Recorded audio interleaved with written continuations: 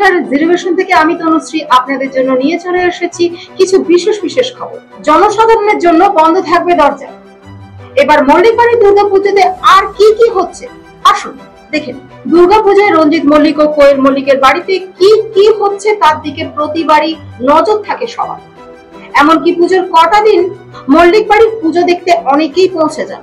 মল্লিক বাড়ির দুর্গা প্রতিমার সঙ্গে সঙ্গে সামনে থেকে তারকাদের দেখাও একটা উপরি পাওয়া। তবে এবার সেই সুযোগ হাতছাড়া হতে চলেছে সাধারণ মানুষদের, কেননা মল্লিক বাড়ির পক্ষ থেকে জানিয়ে দেওয়া হলো এবার পুজোতে সাধারণের জন্য দরজা বন্ধ থাকবে। আরজিকর কাণ্ডের কারণে কি এমন সিদ্ধান্ত নিল মল্লিক পরিবার?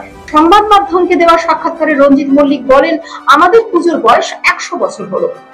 এই 100 বছরে আমাদের বাড়ির পুজো কোনোদিনও বন্ধ হয়নি। পরিবারে বিপর্যয় এসছে, এমনকি মৃত্যুর মতো ঘটনাও ঘটেছে, সে ক্ষেত্রে পুজো হয়েছে। তবে এবছর আমরা একটা অদ্ভুত সময় ও পরিস্থিতির মধ্য দিয়ে যাচ্ছি।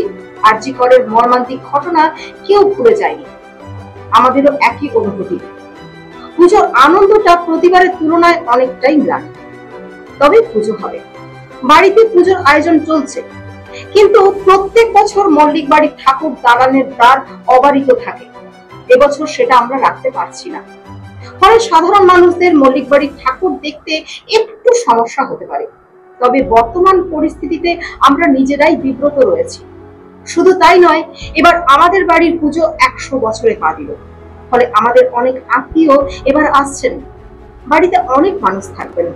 সেই কারণে আর সাধারণ মানুষদের জন্য এ বাড়ির দরজা খোলা রাখা হচ্ছে না। সবার কাছে এর জন্য আমরা ক্ষমা প্রার্থী। রঞ্জিত মল্লিক এও জানিয়েছেন, এবার মায়ের কাছে একটাই প্রার্থনা আমার, সবাই যেন ভালো থাকে, সবার যেন সুবুদ্ধি হয়। পুজো আসতে আর 1 মাসও বাকি নেই। ইতিমধ্যে শহর জুড়ে পুজোর আমেজ, তুমুল ব্যস্ততায় সেজে উঠছে গোটা শহর। মেঘলা দিন কাটিয়ে এখন ঝকঝকে রোদে তিলোত্তমার চকচকে রোদ। আর এরই মাঝে মল্লিক বাড়ির পুজো নিয়ে এমনটা জানানোয় কিছুটা হলো মন খারাপ অনুরাগীদের।